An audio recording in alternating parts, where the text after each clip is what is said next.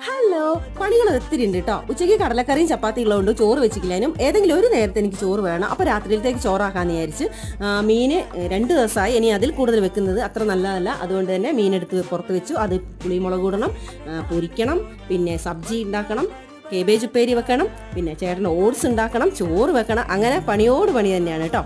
അപ്പം എന്നോട് നാട്ടിൽ ലീവിന് ചെന്നാൽ ചിലരെങ്കിലും എന്നോട് ചോദിച്ചു കണ്ടോ, നിനക്ക് എന്ത് സുഖാലേ, ഒരു പണിയെടുക്കണ്ടല്ലേ, വെറുതെ ഇങ്ങനെ ഇരിക്കാമല്ലോ എന്നൊക്കെ ചോദിച്ചു. എന്തുകൊണ്ട് അങ്ങനെ അവർ ചിന്തിക്കുന്നതെന്ന് എനിക്കറിയില്ല. നമ്മളൊരു വീടാകുമ്പോൾ ആ വീട്ടിൽ എന്തെല്ലാം കാര്യങ്ങളുണ്ട്, എന്തൊക്കെ പണികളുണ്ടല്ലേ, മക്കളുടെ കാര്യം, വീട്ടിൽ വൃത്തിയാക്കലേ, അങ്ങനെ ഒരുപാട് പണികളുണ്ട്. ഇനിയിപ്പോൾ വെറുതെ ഇരിക്കുന്നതാണോ നമ്മുടെ ലൈഫിൽ ഏറ്റവും സന്തോഷമുള്ള കാര്യം എന്നാണോ അവരൊക്കെ വിചാരിച്ചിരിക്കുന്നത്, എനിക്കറിയില്ല കേട്ടോ. എനിക്കങ്ങനെയല്ല. എന്തായാലും ഒരുപാട് നേരം നമ്മളിങ്ങനെ വെറുതെ ഇരിക്കുമ്പോൾ ശരിക്കും നമുക്ക് എന്തൊക്കെയോ ടെൻഷനും കാര്യങ്ങളൊക്കെ വരികയല്ലേ. നമ്മൾ എപ്പോഴും എൻഗേജ് ആയിരിക്കല്ലേ വേണ്ടേ.